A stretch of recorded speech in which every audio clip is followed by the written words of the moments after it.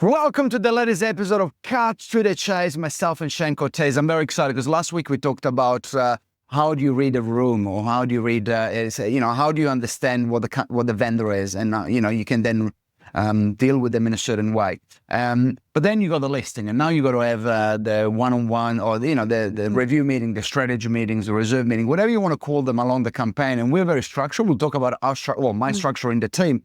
But, very, very rightfully, you said, well, there is a lot of importance of meeting face-to-face, which I couldn't agree more. At the same time, it takes also to make the world go around, and some people don't want to make it face-to-face. So let's talk about the importance of meeting face-to-face, when you should be doing it, but as well, what are the ways that can help your career? Because if you had to meet 10 people in a week, all face-to-face, they'll take you a third of the week. Correct. Where you can do them on Zoom in a third of a day. Yeah. So let's talk about that. Well, the idea, Dario, is to be adaptable and adaptable to what your vendors' needs and requirements are. We did a review meeting last week because our clients are in Germany. We can't do a face-to-face there.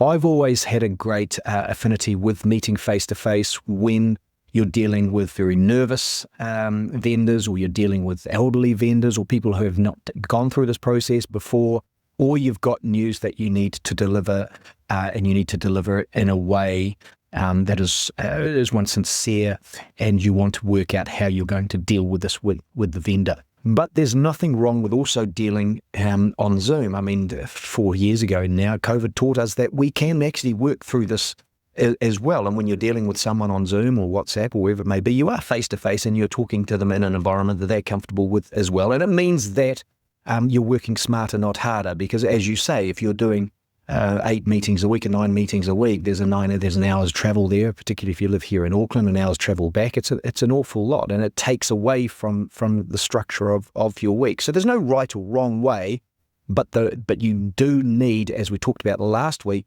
the signals from your vendor in order to make the decision of how you're going to structure this reporting period over the 3 weeks of an auction campaign or a tender campaign, whatever it may be. Yeah, and I think, I couldn't agree more. The reality is this: at the start of the campaign, if you don't let your vendor know that for example, let's talk about me and my team, I create group chats, whether it's mostly WhatsApp, could be WeChat, depending, but a group chat where me, my support agent, Shanti, our team administrator, and of course the vendors are all on the same chats. And at the very start, I let them know that there are a lot of the communication, a vast majority of the communication will be on the chat.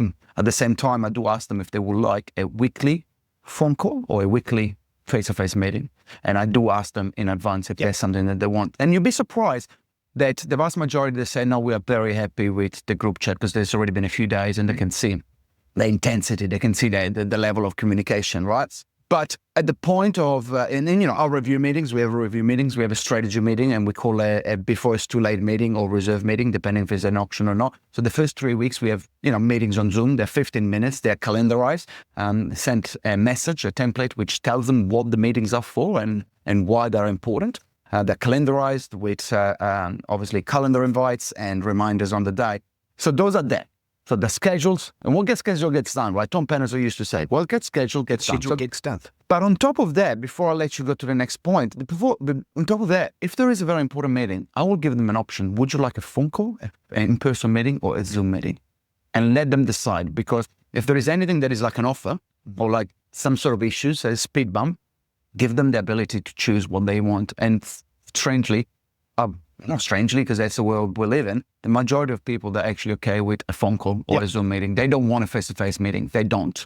But if you give them the option, I think you've done your job. You've given them a job and options. The other thing, slightly going away from that as well, is that one of the wonderful things that Diego does for me as a busy auctioneer as well is when the listing is done and it's gone live and the calendar is sent out, this is what's going to happen over 3 weeks of the campaign. Those strategy meetings, the review meetings, everything, they are booked in at the start of the campaign, not booked at the start of the week. When do we, okay, can you do a meeting at 11? No, I can't now. Then we start again.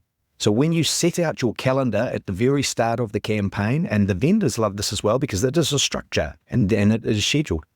Put the review meetings in and send it to them straight away at the start of the campaign. Put the reserve set 2 days before the auction, but have it booked in with the auctioneer and the vendors at the start of the campaign, not in the week that it's coming up, because you'll find yourself changing, rescheduling, etc., or trying to find time with all the parties. But if it's done at the very top of the campaign, like you do it, I couldn't agree more. Like, there's nothing worse than 5 people having to match an appointment on the day. Good luck with that. And then you are the one that have to move meetings, because it's you we're the facilitators, right? So what gets scheduled gets done. Book it in, and thanks for watching. Please like, share, subscribe. It will help a lot. Leave a comment, or even send us a question of what you'd like us to talk about. That's a good one. Yeah.